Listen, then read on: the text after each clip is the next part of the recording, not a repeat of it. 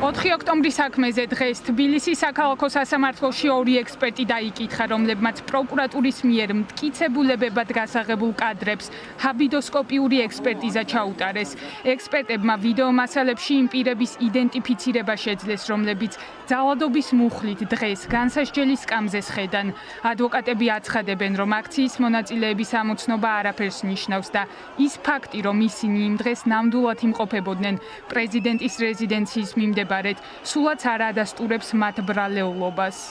კითხვების შემდეგ ბევრი ბუნდოვანი პასუხი მოვისმინეთ ექსპერტისგან, რომ შესაძლებელია, რომ პროგრამა, რომლითაც მოხდა აღნიშნული იდენტურობის დამოკვლევა, შესაძლებელია, რომ ცდომილებას ეფუძნებოდეს, გარკვეული ცდომილება იყოს. აღნიშნული ექსპერტიზის დასკვნებით დადგენილია, რომ კონკრეტული ბრალდებულები, რომლებიც მოცემულ საქმეს ეთნოსად წარმოდგენილი, მონაწილეობდნენ პრეზიდენტის სასახლისთან განვითარებულ მთელ რიგ ძალადობრივ ქმედებებში. ექსპერტების ჩვენებების პარალელურად მოსამართლემ დღეს ბრალდების მხარის შუამდგომლობაც დააკმაყოფილა და საქმის მასალებს თან დაუთო ახალი სამედიცინო დასკვნები.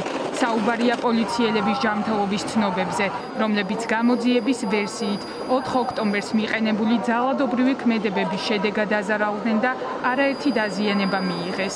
დაცვის მხარე ეჭვობს, რომ პოლიციელები ცრუმოწმეები არიან, ხოლო მათი ჯანმრთელობის ცნობები ფალსიფიცირებულია. სამართალდამცავების დაშავებაზე იყო საუბარი, არც ერთი სამართალდამცავი არ ყავთ ჯერჯერობით მოყვანილი, ვისაც რაიმე დაუშავდა. არ მოყავთ დასაკითხად, არ მოყავთ, არ ვიცი, აი სამედიცინო დასკვნები იყო რაღაცა აბსურდული წარმოდგენილი, რომელიც არც განხილული. დღეს უკვე წარდგენილი უნდა ყოფილიყო ეს სამედიცინო დასკვნები. ბრალდების მხარემ დღეს იძახის იმას, რომ ჯერ კიდევ გამოკვლევის და მძიების პროცესი მიმდინარეობს და რით ვეღარ მოიძიეს, თუ ამდენი პირი არსებობს დაზარალებული, რით ვეღარ მოიძიეს მათი სამედიცინო დასკვნები. ცრუმოწმეები იქნებიან, თქვენ ასე ვარაუდობთ. დღევანდელ პროცესს ძალადობრივი აქციის ორგანიზებისთვის ბრალდებული ნინა სანდერიც ესწრებოდა, რომელსაც დაწყებული შიმშილობის შეწყვეტა ჯანმრთელობის გაუარესების გამო მოუწია.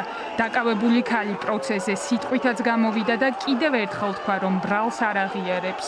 დამადასტურებელი მტკიცებულება, რომელიც დაადასტურებდა, დაასაბუთებდა ბრალდების მხარის ვერსიას, რომ ნანა სანდერი არის ორგანიზატორი, არც ერთი პირდაპირ მტკიცებულებას არ შეადგენს. სხდომაზე მტკიცებულებების გამოკვლევა რამდენიმე საათის განმავლობაში გრძელდებოდა. ამ ეტაპზე საკუთარ მტკიცებულებებს ბრალდების მხარე წარადგენს. მტკიცებულებების სახით ძირითადად სატელევიზიო ეთერებში გასული მასალებია მიტანილი.